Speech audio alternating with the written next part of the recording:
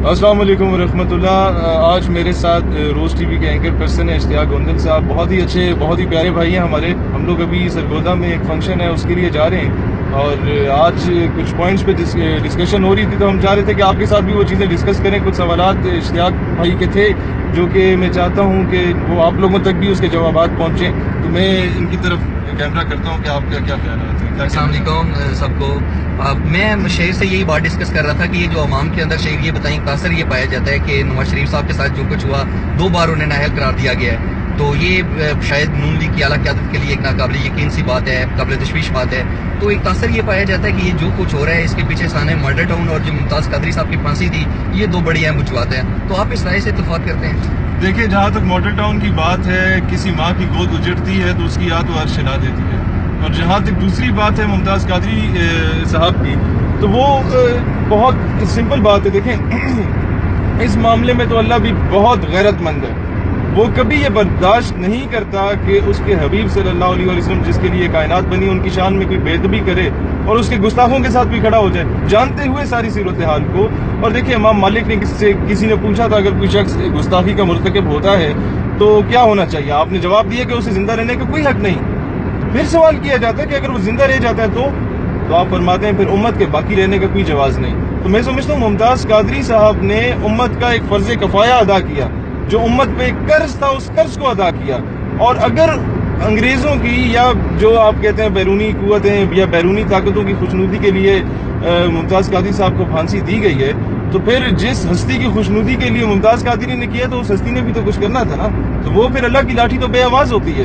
اور اچھا شیر کے ساتھ یہ بتائیں کہ اس وقت ایک تاثر یہ دیا جاتا تھا کہ یہ جو ایشو ہے اس کو زیادہ ہائی لائٹ نہ کیا جائے، اس کو زیادہ میڈیا کے اوپر نہ لے کر آیا جائے، کیونکہ اس سے جو آپ کی سوسائٹی ہے وہ 2 دھڑوں میں 2 حصوں میں 2 طبقوں میں تقسیم ہو سکتی ہے۔ تو آپ سمجھتے ہیں کہ یہ تاثر بعد میں درست ثابت ہوا؟ سر، ایشو کو جتنا زیادہ ہائی لائٹ کیا گیا، ایک ہی طرف یک طرفہ سارا دکھایا گیا کہ سلمان تاثیر کو جو ہے وہ میڈیا پہ تو یہاں تک آ گیا کہ جی شہید کر دیا گیا، جو کہ مطلب میں نہیں مانتا اپنی پرسنل کیپیسٹی میں، اور اس کے علاوہ ممتاز قادری صاحب کو دہشت گرد پورٹرے کیا جا رہا تھا۔ اس کے باوجود آپ دیکھیں سلمان تاثیر کا جنازہ پڑھنے کے لیے کوئی تیار نہیں تھا، اس میں تو کسی نے دھمکی نہیں دی یا کسی نے ایلیگیشن نہیں لگا کہ جو جنازہ پڑھائے گا اسے مار دیں گے، یہ ہو جائے گا وہ ہو جائے گا۔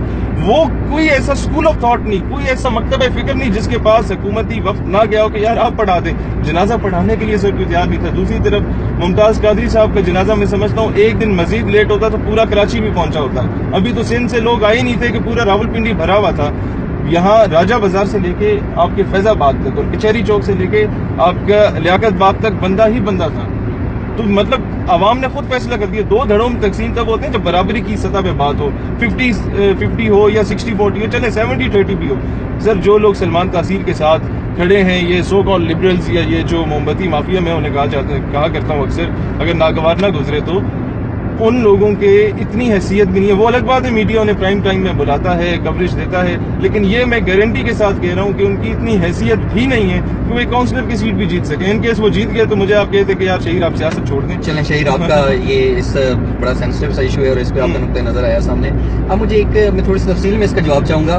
ہم جب پاکستان کی صورتحال کے حوالے سے بات کرتے ہیں تو امریکہ کے جو 2995 افراد ہلاک ہوئے تھے 9/11 میں، اس کے بعد اگر دیکھا جائے تو پاکستان کے 70,000 سے زیادہ لوگ شہید ہوئے، $123 ارب سے زائد کا معاشی نقصان برداشت ہوا، لیکن اس کے باوجود ہم سے ڈو مور کا مطالبہ کیا جاتا ہے اور بھارت دنیا کو یہ باور کرانے میں کامیاب رہا کہ پاکستان دہشت گردی کا ایپی سینٹر ہے۔ اس کی کیا وجہ ہے؟ سر، بات بہت درست ہے کہ ہم لوگوں نے بہت غلط پالیسیز بنائی، اور اس کا سہرا میں مشرف صاحب کے ہی اوپر ڈالوں گا۔ آپ نے کیوں انہیں اپنی زمین دی؟